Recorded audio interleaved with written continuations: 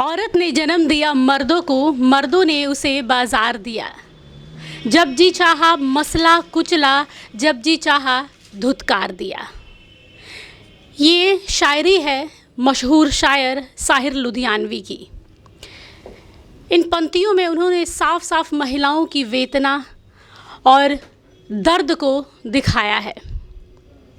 वैसे तो महिलाओं को कई नामों से जाना जाता है, नारी, स्त्री, लड़की, महिला, ना जाने किन किन नामों से उन्हें पुकारा जाता है।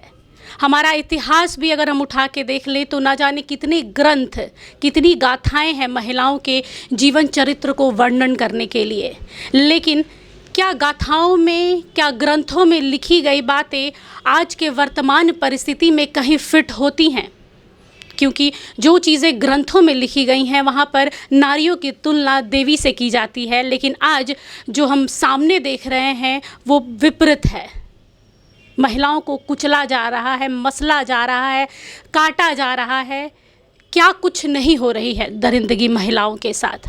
आज मेरे साथ इस विशेष कार्यक्रम में जुड़ेंगी, चूँकि ये महिला सेगमेंट है, महिलाओं के ऊपर है ये पूरा कार्यक्रम, तो इसमें मेरे साथ चर्चा करने के लिए भी एक महिला ही हो तो ज़्यादा अच्छा है, क्योंकि अपने दर्द को एक महिला अच्छी तरीके से बयान कर सकती है। और इस पर बेबाकी से बोलने के लिए जाने जाने वाली मशहूर हैं यहाँ पर नाज़िया इलाही खान, जो आज हमारे साथ हैं और सीधे जुड़ेंगी हमारे साथ और इस पूरे मुद्दे पर अपनी एक प्रतिक्रिया देंगी कि क्या सच में महिलाएं देवी हैं या महिलाओं को आज जिस तरह से कुचला जा रहा है, नोचा जा रहा है, ये क्या है। नाज़िया जी, सबसे पहले तो बहुत बहुत स्वागत है आपका सूत्रकार समाचार में। इस खास कार्यक्रम में जुड़ने के लिए आपने समय दिया। क्या देखती हैं पहले के ज़माने में और आज के ज़माने में, कहाँ तक अंतर रह गया है? कोई अंतर नहीं हुआ है। आज भी महिलाएं सफोकेट कर रही हैं, आज भी महिलाएं अपने आप को बिस्तर का सामान समझती हैं, आज भी महिलाएं अपने आप को कमज़ोर समझती हैं, आज भी महिलाएं अपने आप को बच्चा पैदा करने की मशीन समझती हैं। आज भी महिलाओं के दिमाग में ये बसा है कि अगर हम खुद को बहुत लिबरल थॉट के साथ भी अगर हम खुद को प्रूव कर देते हैं, पायलट बन के, वकील बन के, इंजीनियर, डॉक्टर बन के, तो भी कहीं ना कहीं मुझे एक मर्द के सामने झुकना पड़ेगा ही। हमें बचपन से ही सिखाया जाता है कि वो भाई है, वो बेटा है, इसलिए वो रात में 12 बजे आ सकता है। तुम बेटी हो, तुमको सूरज डूबने से पहले आना है। वो बेटा है, वो शॉर्ट्स और बॉक्सर्स पहन सकता है। तुम बेटी हो, तुमको सलवार जंपर दुपट्टा ही पहनना है। वो बेटा है, इसलिए वो किसी इंटर रिलीजन कास्ट में शादी कर सकता है। तुम बेटी हो, इसलिए तुमको अपने संस्कार को लेकर चलना होगा और अपने कास्ट का मान और सम्मान रखना होगा। तो जब हमें बचपन से ये बताया जाता है कि लड़की पैदा हुई हो ज़रा कम हंसो, लड़की पैदा हुई हो ज़रा ढंग के कपड़े पहनो, लड़की पैदा हुई हो ज़रा धीमी आवाज़ में बात करो, तो ये हमारी अपब्रिंगिंग में ही हमें समझाया जाता है कि आप पैदा हो करके एक्चुअली में एक पाप का बाज बनी है। आज महिलाएं देखिए अपने आप को प्रूफ करने के लिए बच्चे भी पैदा कर रही हैं, घर भी संभाल रही हैं, खाना भी बना रही हैं और साथ साथ अपने प्रोफेशनल लाइफ को भी लेकर के चल रही हैं। पर क्या ये मर्द कर पाएगा? बहुत बड़ा सवाल है कि कुदरत ने हमें इतना बड़ा दर्जा दिया है कि हम इंसान होकर इंसान जन्म देते हैं। हम नहीं होते तो पता नहीं इस कायनात का क्या होता। आज बड़े बड़े पंडाल बनते हैं और बड़ी बड़ी मूर्तियां बना करके देवियों की पूजा की जाती है और सबसे ज़्यादा मर्द माथा टेकते हैं। पर जब वही जीती जागती महिलाएं जब रोड पर चलती हैं तो उनका बलात्कार किया जाता है। कहाँ थे वो सारे दाढ़ी टोपी वाले जब सूजेट जॉर्डन एक क्रिश्चियन लड़की का बलात्कार पार्क स्ट्रीट में एक मूविंग कार में हो रहा था? क्या कैंडल मार्च से और 10 साल की सज़ा से क्या उसकी माँ को इंसाफ मिल गया? क्या उसके मरे हुए सोल को इंसाफ मिल गया? कहाँ हैं ये लोग? कौन से मतलब संविधान पढ़ते हैं या कौन सा कुरान पढ़ते हैं, कौन सा बाइबल पढ़ते हैं जो ये सोचते हैं कि अगर एक आदमी बलात्कार किया है और उसके बाद उसको 2-4 साल की सज़ा मिल गई है तो वो सज़ा काफ़ी हो गई है। नासिर खान जब रेमिशन ग्राउंड पे 2 साल पहले बेल से रिहा होकर आया तब ये इस बंगाल के मुसलमानों का खून गर्म नहीं हुआ। इस बंगाल के मुसलमान को हमने मिचल मीटिंग करते हुए नहीं देखा। लेकिन जब हिजाब पहनाने की बात आई तो इस बंगाल के सारे मुसलमान दाढ़ी टोपी लुंगी पहनकर रास्ते पे ऐसे चल रहे थे मानो जैसे कि हिजाब ना पहनाना हो, लोहे की शीट ही पहना डालेंगे और औरतों को ये बताएंगे कि भाई तुम संदूक में रहने वाली चीज़ हो और संदूक में बंद रहो। देखिए, हमें डोमिनेट करने के लिए ना बहुत खूबसूरत तरीके से हमें बातें बताई जाती है कि जन, जर और ज़मीन, इन 3 चीज़ों को ढक कर रखना चाहिए, ढक कर रखना चाहिए। आप अपनी आंखें ठीक कर लीजिए ना, आप अपने देखने का नज़रिया ठीक कर लीजिए ना, हम जैसे भी चले आपको फ़र्क क्या है। मतलब आप कहना चाह रही हैं कि जो बचपन से हमें सिखाया जाता है कि सिर्फ पर्दे में लड़कियां रहेंगी, लड़कों को वो पूरी आज़ादी दी गई है, लेकिन लड़कियों को पर्दा में ना रखकर अगर लड़कों को सही तालीम दी जाए, सही शिक्षा दी जाए कि हर लड़की को बहन बेटी नहीं मान सकते ना सही, लेकिन उस लिहाज से उस दर्जे से देखो कि कम से कम इस तरह की घटनाएं ना हो। जब नाज़िया इस तरह की घटना हुई थी, श्रद्धा निर्भया वाला जब कांड हुआ था, तो उसे rare of the rarest case में रखा गया था। हमें लगा था कि इसके बाद शायद अब रुक जाए, इससे घिनौना कुछ नहीं हो सकता, लेकिन उसके बाद ना जाने कई सारे बलात्कार हुए छोटी छोटी बच्चियों के साथ में। हाल फिलहाल में एक केस सामने आया था श्रद्धा वॉलकर का, जिसमें 35 टुकड़े कर दिए थे। उसके बाद लगा कि अब इससे क्या, तो ये क्या हम लोग उन्हें चैलेंज कर रहे हैं? इस तरह के जो मानसिकता वाले लोग हैं, कहाँ जा रहा है समाज, क्या कहेंगी? देखिए, बहुत ही दर्दनाक घटना थी और मैं ख़ुद मुस्लिम हूँ, लेकिन मैं ये ज़रूर कहना चाहूँगी कि जो मुसलमान मर्द 4 शादियाँ कर सकता है, जो मुसलमान मर्द अपनी ज़ुबान से दुबई और शारजा में बैठ कर के तलाक दे सकता है, जो मुसलमान मर्द एक साथ 4 बीवियों को रख सकता है, ऐसे मुसलमान मर्दों की जो तादाद है उस पर हमारे दूसरे कास्ट की लड़कियाँ भरोसा ही क्यों करती हैं? क्योंकि देखिए, ये जब अपने कौम के नहीं हैं, अपने कौम की लड़कियों के नहीं है, अपनी बरादरी की लड़कियों के नहीं है, तो ये दूसरी बरादरी की लड़कियों के सगे तो नहीं हो सकते हैं। मैं कहीं ना कहीं हमारे फीमेल कम्युनिटी को भी मैं बताना चाहती हूँ कि देखिए, प्यार, मोहब्बत, अफेक्शन, लव, ये सारी चीज़ें हैं, हो जाती हैं, और लड़कियाँ बहुत इमोशनल होती हैं, लड़कियाँ बहुत भावुक होती हैं। उनसे 2 मीठे बोल कोई बोलता है तो हमें लगता है कि भाई ये तो मुझे समझ रहा है, पर ऐसा नहीं है। हमें बहुत क्लेवर होना पड़ेगा। आज देखिए, हमने बिहार में भी देखा कि एक 8 क्लास के स्टूडेंट के साथ इतनी बड़ी दुर्घटना हुई कि उसके दोस्तों ने ही उसके साथ इतना बड़ा कांड किया और एक ऑटो ड्राइवर अरेस्ट हुआ। देखिए, बिहार में 2-3 ऐसे कंकरबाग के डॉक्टर्स हैं जो अलग अलग स्टेट में जा कर के बहुत सारी लड़कियों के साथ अफेयर करते हैं, किए हैं। मेरे पास उसके पूरे डॉक्यूमेंट्स है। बच्चा अबॉर्शन करवाए हैं, बीइंग अ डॉक्टर, बच्चा अबॉर्शन करवाए हैं, और उसके बाद फिर किसी से शादी कर लिया, किसी से नहीं किया, डिवोर्स कर लिया, कभी नल्टी ऑफ मैरिज कर लिया। तो हमारे इर्द गिर्द बहुत सारे ऐसे क्रिमिनल्स घूम रहे हैं जिसके लिए हमें अपने आँख और कान को खुले रखने हैं कि हम किसी के एंटरटेनमेंट का सामान ना बन जाएं। आज देखिए, हम कभी कभी देखते हैं तो हंसी आ जाती है कि लड़का एवरेज भी होता है पर उसको लड़की चाहिए ऐश्वर्या राय, उसको लड़की चाहिए एंजेलिना जॉली।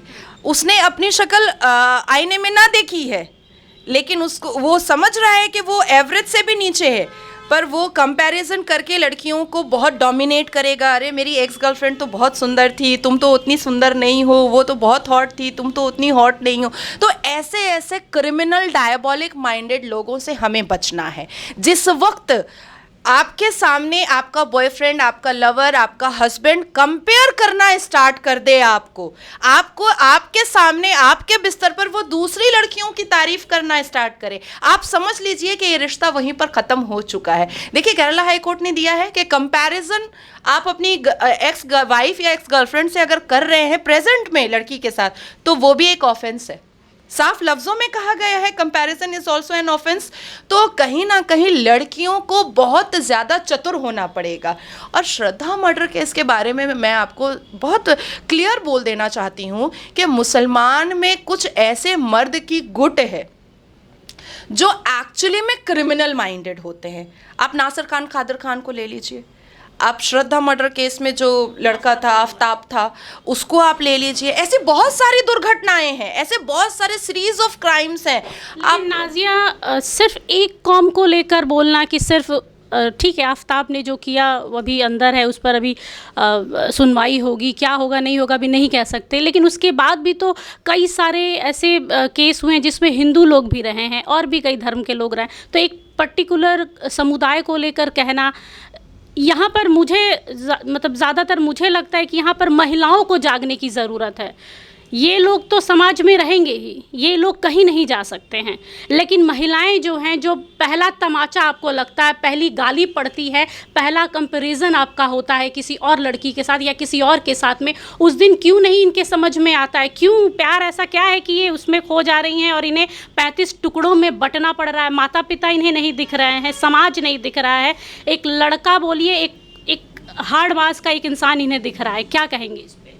देखिए, टॉलरेंस, इनटॉलरेंस, क्रिटिसिज्म, ऑप्टिमिज्म, ठीक है, हमें चूज़ करना पड़ेगा। हमें कोई क्रिटिसाइज़ कर रहा है, उसी वक्त उस रिश्ते को ख़त्म करना है। मुझे कोई मजबूर कर रहा है कि मुझे टॉलरेट करना पड़ेगा, मुझे उसी वक्त उस रिश्ते को ख़त्म करना पड़ेगा। फॉरगेट अबाउट दिस कि समाज क्या बोलेगा, कम्युनिटी क्या बोलेगी, सोसाइटी क्या बोलेगी। और सबसे ज़्यादा जो हमें जागरूक करने की चीज़ है और अवेयरनेस फैलाने की चीज़ है कि जो हमारे पेरेंट्स, हमारे एल्डर जो हमें सिखाते हैं कि लड़कियों को दब चप के रहना चाहिए, लड़कियों को थोड़ा झुक करके ही घर बसाना पड़ता है, ये गलत है। क्योंकि संविधान और आईपीसी सीआरपीसी ने महिलाओं को, औरतों को, बच्चियों को इतना मजबूत कर दिया है, इतना मजबूत कर दिया है कि अगर हर बच्चियों को अवेयरनेस कैंप दिया जाए, स्कूलों में अवेयरनेस बताया जाए कि अगर कोई आपको ईगल आई से देख रहा है या अगर आपको कोई मोलेस्ट करने की कोशिश कर रहा है तो आप ये एक्शन ले सकते हैं। आखिर 2016 में मैंने अपनी आवाज़ क्यों ऊंची की कि 3 तलाक बंद होना चाहिए, उस पर एक अमेंडमेंट होना चाहिए, एक सज़ा बननी चाहिए, तो एट लास्ट वो बना। अभी मैं काम कर रही हूँ, लास्ट 3 मंथ से 90 डेज से मेरा काम चल रहा है कि 376 और 376D में सिर्फ डेथ सेंटेंस होना चाहिए, कैपिटल सेंटेंस होना चाहिए, डेथ पेनल्टी होनी चाहिए। तो कहीं ना कहीं रिपार्केशन में हम आएंगे। तो आकर जो लड़कियां कॉम्प्रोमाइज़ कर रही हैं, जो सैक्रिफाइस कर रही हैं, आपके मुंह पर आपको कोई बशक्ल बोल के निकल जा रहा है, आपके मुंह पर आपको कोई बॉडी शेमिंग करके निकल जा रहा है, आपके मुंह पर कोई दूसरी बीवी लेकर के आ जा रहा है, आपके मुंह पर कोई अपनी एक्स गर्लफ्रेंड की तारीफ कर रहा है, क्या आप खुद से प्यार नहीं करती हैं? क्या आपको खुद से मोहब्बत नहीं है? आप ऐसे शख्स के साथ रह कैसे सकती हैं? आप ऐसे इंसान को अपने बेड पर लेकर के बैठ कैसे सकती हैं? आप ऐसे इंसान के साथ क्वालिटी टाइम कैसे स्पेंड कर सकती हैं? इस लड़कियों की क्या मानसिकता बचपन से निर्धारित की जाती है? क्योंकि कहते हैं ना, जब पानी सर के ऊपर जाता है तो इंसान हाथ पैर मारता है। जब लड़कियों के साथ में रोज़मर्रा में इस तरह के अत्याचार हो रहे हैं, तो आजकल की लड़कियां जो कहते हैं कि किसी भी मामले में मर्दों से पीछे नहीं हैं। चाहे आप फ्लाइट्स में देख लीजिए, लड़कों के साथ लड़कियां पायलट बन के उड़ा रही हैं। हर गवर्नमेंट सेक्टर में देखिए, प्राइवेट सेक्टर में, आईटी सेक्टर में, हर जगह महिलाएं हैं। लेकिन वो बर्दाश्त क्यों कर रही हैं, ये समझ में नहीं आ रहा है। तेज़ाब लड़कियों के हिस्से में, आरी लड़कियों के हिस्से में, 35 टुकड़े लड़कियों के हिस्से में, तंदूर कांड लड़कियों के हिस्से में। तो ये लड़कियां कब समझेंगी, इनको कैसे जगाया जाए, समझ में नहीं आता कि क्या चल रहा है इनके दिमाग में। क्या ये माता पिता इसके दिमाग में जो डाल रहे हैं कि तुम्हें बर्दाश्त करना है, तुम्हें झुकना है, तुम्हें चुप रहना है, ये क्या इस पर कहेंगी? देखिए, हम जैसी मुस्लिम लड़कियां, मैं आपको थोड़ा सा मैं समय लूँगी तो मैं डिटेल में बता पाऊँगी। हम जैसी मुस्लिम लड़कियां जो बहुत मॉडर्न होते हैं और बहुत हाईली एजुकेटेड होते हैं और कास्ट और क्रीड को नहीं समझते हैं, आपको शायद आइडिया नहीं होगा कि हर रोज़ 200 बार मैं सुनती हूँ कि नाज़िया इलाही खान इज़ अ प्रोस्टिट्यूट। अरे ऐसे ही थोड़ी पोजीशन इसने ले लिया है, कितने नेताओं के साथ सोई होगी। तो अगर मैं इस चीज़ पर को सुन करके अपने काम को, अपने गोल को, अपने रडार को, अपने पाथ को, अपने करियर को अगर मैं ख़त्म कर दूँ, रुइन कर दूँ, तो वो जीत जाएंगे। अगर कोई मुझे रूल कर रहा है, अगर कोई मुझे रूल करने की कोशिश कर रहा है, अगर कोई मुझे डिक्टेट कर रहा है, तो हमें उस पर नहीं चलना है, हमें खुद से प्यार करना है। और ज़ख्म जो है ना, वो महिलाओं का नासूर हो चुका है भाई। आप 1400 हिजरी से देख लीजिए ना, कभी औरतें बेची जाती थी, जिस्मों के हिसाब से चबी बॉडी है, बहुत विस्तार में मैं बोल रही हूँ क्योंकि मैं इसी चीज़ के लिए बदनाम हूँ, बहुत चबी बॉडी है, तो मिस्र में उसका रेट ज़्यादा लगता था। तो आप सोचिए कि जब हमें बचपन से चीज़ें सिखाई जाती हैं, अरे ठीक से बैठो, अरे पैर क्रिस क्रॉस करके बैठो, अरे ज़ोर से नहीं हंसो, अरे क्लेवेज नहीं दिखना चाहिए, अरे ज़्यादा लिपस्टिक लग गया है, लोग क्या सोचेंगे, अरे तुमने इतने रिवीलिंग कपड़े पहन लिए हैं, अब तो लोग तुमको कैरेक्टर लूज ही समझेंगे, अगर तुमने अच्छे घर में शादी करवानी है तो तुमको अच्छे से रहना पड़ेगा। अरे भाई, ये अच्छा और अच्छे कैरेक्टर का डेफिनेशन ही क्या होता है?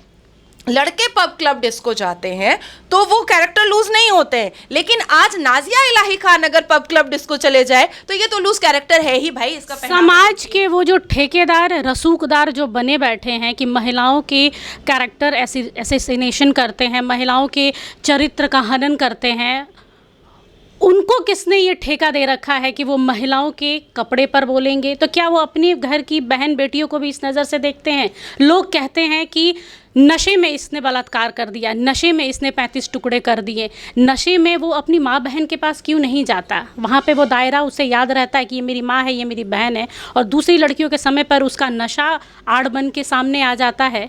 क्या कहेंगी? देखिए, आपके इस सवाल से तो मुझे एक बहुत अच्छा डायलॉग अमिताभ जी का याद आ गया कि नशा अगर शराब में होता तो नाश थी बोतल। ठीक है, नशा वगैरह सिर्फ एक बहाना है, अपना ठरक मिटाना होता है। देखिए, आज मोहब्बत रही नहीं है, आज सिर्फ लस्ट रहा है। लव, अफेक्शन, एक अटैचमेंट, एक लॉयलिटी बोल करके कुछ भी नहीं बचा है। आज हमारे समाज में लस्ट के अलावा कुछ बचा ही नहीं है। बीवी घर पे होती है पर बाहर आप एक्स्ट्रा मैरिटल अफेयर रखते हैं। बीवी को पता भी होता है पर बीवी को चुप रहना पड़ता है कि हम करें क्या, हम कर क्या सकते हैं। तो मैं सिर्फ इतना ही समझती हूँ, और मैं हमेशा हर एक जो भी लड़कियाँ मेरे पास आती हैं अपने केसेस को लेकर के, या जो महिलाएं मेरे पास आती हैं, जिस दिन फीमेल्स खुद से मोहब्बत करना स्टार्ट करेंगी, जिस दिन फीमेल्स खुद की इज्जत करना स्टार्ट करेंगे, जिस दिन फीमेल्स अपने आप को बहुत ही प्राउड फैक्टर समझेंगी, उस दिन उनका मिसयूज़ कोई नहीं कर पाएगा। आखिर महिलाएं ऐसा क्यों सोचती हैं? हालांकि अभी के सिनेरियो में महिलाएं सोशल इंडिपेंडेंट होती हैं, फिनेंशियल इंडिपेंडेंट होती हैं, हर तरीके से बहुत स्मार्ट होती हैं, बहुत एडुकेशन भी धीरे धीरे बहुत बढ़ रहा है। तो आखिर ये क्यों सोचती हैं कि हमारी ज़िंदगी में एक मर्द आएगा जो मेरे को डिक्टेट करेगा, जो मेरे को डोमिनेट करेगा, तभी मैं कंप्लीट हो जाऊंगी? बिल्कुल कहा आपने कि इनका कहना है कि औरतों को मर्द नाम की बैसाखी की ज़रूरत नहीं है। औरतें खुद इतनी सक्षम है कि समाज को, जब सबसे बड़ी बात यह है कि मर्दों को दुनिया में लाने वाली औरत है, तो मर्द औरत को कैसे चला सकता है? यहाँ पे ज़रूरत है शिक्षा की, यहाँ पे ज़रूरत है आपके उठने की। कब तक सोती रहोगी? अब तो उठो, नहीं जागोगी तो ना जाने और कितनी श्रद्धा, कितनी निर्भया, और ना जाने कितनी। हाल फिलहाल में आपको 2 दिन पहले का केस बताऊंगी। 92 साल, जस्ट इमेजिन, दादी परदादी की उम्र की महिला के साथ में, वहाँ पर आप ये नहीं बोल सकते कि मुस्लिम समुदाय का था या हिंदू समुदाय का था। ये किस मानसिकता के, किस विकृति वाले लोग होते हैं कि 92 साल की औरत के साथ में रेप किया गया। आज वो महिला हॉस्पिटलाइज्ड हैं, उनकी हालत गंभीर है। क्या कहेंगी? हमारे पश्चिम बंगाल में 72 इयर्स नन का भी रेप हुआ था, जिन्होंने मरने से पहले उन लोगों को माफ़ कर दिया था। देखिए, मैं समुदाय की बात नहीं कर रही हूँ, लेकिन मुझे एग्जाम्पल देना पड़ेगा कि नासिर खान जब रेमिशन ग्राउंड पर बाहर आया तो उससे एक मुस्लिम लड़की ने शादी किया और बहुत धूमधाम से शादी हुई। अगर समाज की हर लड़कियाँ उसके मुँह पर थूक देती तो शायद उसको ज़िंदगी भर ये एहसास होता कि मैंने जो घिनौना काम किया है उसकी वजह से आज मेरा घर नहीं बस पा रहा है। पर किसी ना किसी तरीके से किसी ना किसी लड़की ने उस बलात्कारी को इज्जत तो दे ही दिया समाज में, शादी करके, बच्चे पैदा करके। तो बलात्कारियों को इज्जत मिलने से उनका मनोबल बढ़ रहा है। उनको जिन औरतों की इज्जत वो तार तार कर रहा है, ऑन दी अदर हैंड हमारे ही ज़ात में एक औरत उठकर आती है जो उसकी इज्जतदार बीवी बन जाती है, अहलिया बन जाती है, वाइफ बन जाती है, मिसेस बन जाती है, तो इज्जत तो मिल गई, दोबारा बीवी बाल बच्चे वाला हो गया। तो ऐसे बलात्कारियों को हमें समाज से बेदखल करना चाहिए।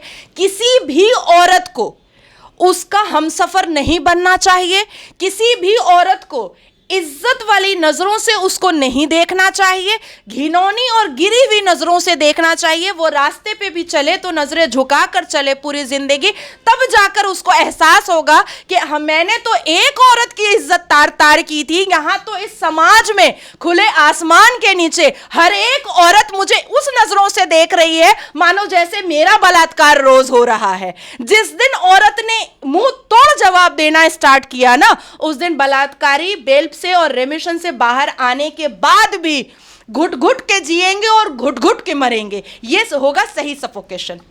नाजिया, रेप रोज हो रहे हैं, रोज बलात्कार होते हैं भारत के किसी न किसी कोने में। कोई बच्ची, कोई बूढ़ी, कोई जवान, हर उम्र की लड़कियों के साथ में इस तरह के दुष्कर्म की केसेस सामने आते हैं। लेकिन क्या कानून कमज़ोर है? 35 टुकड़ा किया, अभी कितने दिनों से आराम से बैठा हुआ है जेल में, उसे लॉ की किताबें दी जा रही हैं, ठंड के कपड़े दिए जा रहे हैं, कल को वो बोलेगा मुझे घर से खाना भिजवा दो, डेबिट कार्ड मुझे प्रोवाइड करो। तो क्या कानून का डर लोगों के अंदर से हट गया है या फिर कानून बदलने का वक्त आ गया है? देखिए, मैंने आपसे पहले भी कहा कि 1984 से ट्रिपल तलाक को लेकर के कार्रवाई हो रही थी और मेरे स्ट्रिक्ट एसएलपी की वजह से एक कानून बना। और मैं फिर कह रही हूँ कि कुछ ऐसे सेक्शंस हैं जैसे 354, 354D, 376, 376B, D, C, ये सारे सेक्शंस, या ईव टीजिंग के सेक्शंस, या 326 के मैटर्स, ये सारे मैटर्स को खास करके क्राइम अगेंस्ट वुमेन जो के जितने भी सेक्शंस आते हैं उनको अमेंड करने की बहुत ज़्यादा ज़रूरत आ गई है। ये जो जेल में जा कर के सरकारी दामाद बन जाते हैं, ये जो जेल में जा कर के मेहमान नवाजी करवाते हैं, ये मेहमान नवाजी से इनको दूर हटाना पड़ेगा। इस मेहमान नवाजी इनकी ख़त्म करनी पड़ेगी। आज इतना बड़ा श्रद्धा मर्डर केस हुआ, क्यों नहीं फास्ट ट्रैक कोर्ट में इस केस को देख करके 3 महीने में उसको फांसी चढ़ाई जा रही है? इतना बड़ा मैटर बिहार में हो गया। कितनी लड़कियों के इमोशन से लोग खेलते हैं, उनके फ़ोटोग्राफ्स वायरल करवाते हैं, उनके ऑडियो जो बातचीत होती है रिलेशनशिप के बीच में वो वायरल करवाते हैं लड़के। उस पर भी आप थाना जाइएगा, कोई भी मतलब स्ट्रिक्ट एक्शन नहीं लिया जाता है। अगर छोटी छोटी चीज़ों पर थाना, लोकल पुलिस स्टेशन अगर स्ट्रिक्ट एक्शन ले, लॉकअप कर दे, 10 ही दिन के लिए उसको जमा कर दे, अरेस्ट कर दे, तो कहीं ना कहीं स्टार्टिंग से ही चीज़ें थोड़ी बेटर हो जाएंगी। डर होना ज़रूरी है, लोगों में डर खत्म हो गया है। डर ही नहीं है। कानून को इस तरीके से तोड़ मरोड़ करके ये लोग यूज़ करते हैं। और ये पुलिस स्टेशन आप जाइए ना, आप बिहार पुलिस स्टेशन चाहिए, आप बंगाल पुलिस स्टेशन चाहिए, यूपी बहुत स्ट्रिक्ट है। यूपी जब से योगी जी आए हैं तब से यूपी एक ऐसा हो गया है कि आप अगर किसी गर्ल्स स्कूल के सामने खड़े हैं तो भी आपको रोमियो एक्ट में अंदर कर दिया जाएगा। क्यों नहीं बंगाल में हो रहा है? क्यों नहीं बिहार में हो रहा है? क्यों नहीं दिल्ली में हो रहा है, जो क्राइम का गढ़ है? आज आप गूगल में सर्च कीजिएगा तो एसिड अटैक में बंगाल टॉप मोस्ट पे है, 3rd नंबर पे रेप में है बंगाल। क्यों नहीं बंगाल में रोमियो एक्ट आ रहा है? क्यों नहीं बंगाल में लव जिहाद एक्ट आ रहा है? तो ये सारी चीज़ों की हमें ज़रूरत है। हम क्रिटिसाइज में मरे जा रहे हैं, उठा करके हिजाब पहनाने के लिए मरे पड़े हैं। भाई, जो हमें प्रैक्टिकलिटी में महिलाओं को बचाने के लिए, महिलाओं को सेव करने के लिए, क्राइम अगेंस्ट वुमेन को रोकने के लिए जिन कानूनों को सख्त करने की ज़रूरत है, हम उस पर कार्रवाई क्यों नहीं कर रहे हैं? आपको मैं एकदम मतलब मेरा प्रैक्टिकल एक्सपीरियंस बता रही हूँ कि एक ग्राम एरिया में एक लोकल पुलिस स्टेशन के अंदर बलात्कार के केस का म्यूचुअल हुआ है। बलात्कार के केस का पैसा दे करके म्यूचुअल हुआ है। तो बंगाल में बलात्कार के केस का जब म्यूचुअल हो जाता है तो वो तो दूसरे का बलात्कार करेगा, तीसरे का बलात्कार करेगा, चौथे का बलात्कार करेगा। हमारे पश्चिम बंगाल में सीएम कहती हैं 14 साल की बच्ची के लिए कि वो प्रेग्नेंट थी कि लव अफेयर था, जबकि कानून कहता है कि 14 साल की बच्ची कंसेंशुअल सेक्स नहीं कर सकती है। सेक्सुअलिटी रिलेशनशिप कंसेंशुअल 18 साल के बाद होता है। तो जब हमारी सीएम प्रोवोक कर रही हैं, जब हमारी सीएम कहती हैं पार्क स्ट्रीट रेप में कि साजानो घटना छिलो, काकोली दस्तीदार जैसे मंत्री और मेंबर ऑफ पार्लियामेंट कहते हैं कि पैसे का लेन देन में प्रॉब्लम हुआ होगा इसलिए महिला ने एफआईआर कर दिया पार्क स्ट्रीट में। तो जब इतने बड़े बड़े समाज के और लॉ मेकर और इतने बड़े बड़े नेता जिनको आइडियल बना करके हम चलते हैं, जब वो लोग ये सब कह देते हैं, ऐसी ऐसी टिप्पणियां कर देते हैं, तो इसमें तो जो भी क्रिमिनल माइंडेड होते हैं, जो रेपिस्ट होते हैं, जो औरतों को अपना सेक्स टॉय समझते हैं, अपना एंटरटेनमेंट का सामान समझते हैं, उनका तो मन पड़ ही जाता है। तो यहाँ पर सरकार, कानून, इन सब से ऊपर खुद को महिलाओं को रखने की ज़रूरत है। इन शॉर्ट अगर हम लोग अगर इस पूरे कार्यक्रम को अगर समापन पे लेकर आए हैं तो यहाँ पर वो सब तो दोषी हैं, उनकी मानसिकता को सुधरने में शायद और कई साल लग जाएं या शायद इससे भी ज़्यादा गिर सकते हैं। हाँ, इससे भी ज़्यादा गिर सकते हैं, क्योंकि जिस हिसाब से अपराध बढ़ रहे हैं लग रहा आने वाले समय में इससे भी ज़्यादा जघन्य अपराध होंगे कि 8 महीने, 10 साल, 20 साल, 92 साल, इस साल इतनी उम्र की लड़कियों के साथ में हो रहा है, तो कुछ भी हो सकता है। तो यहाँ पर अल्टीमेटली महिलाओं को जागने की ज़रूरत है। तो ये थी हमारे साथ नाजिया इलाही खान, जिन्होंने बड़ी ही बेपाकी से मेरे हर सवाल का जवाब दिया। लेकिन आपको बता दें कि यहाँ पर मेरी प्यारी बहनों, महिलाओं, नारियों, स्त्रियों, जाग जाओ, क्योंकि ये कलयुग का महाभारत है। यहाँ पे आपको कृष्ण बचाने नहीं आएंगे। इस महाभारत की कृष्ण भी आप हैं, अर्जुन भी आप हैं। ज़रूरी नहीं कि आपको सुदर्शन चक्र ही चाहिए। अपने दिमाग के सुदर्शन चक्र को जगाओ, अपने दिल को कहीं साइड में रखो। दिल की यहाँ पे ज़रूरत नहीं है, इन हैवानों के सामने दिल की ज़रूरत नहीं है। दिमाग से काम करो, शिक्षा की ताकत से आगे बढ़ो। फिलहाल इस विशेष कार्यक्रम में बस इतना ही। देखते रहिए सूत्रकार समाचार। अगर आपको हमारा ये वीडियो अच्छा लगा तो इसे लाइक करें, शेयर करें और हाँ, सब्सक्राइब करना ना भूलें।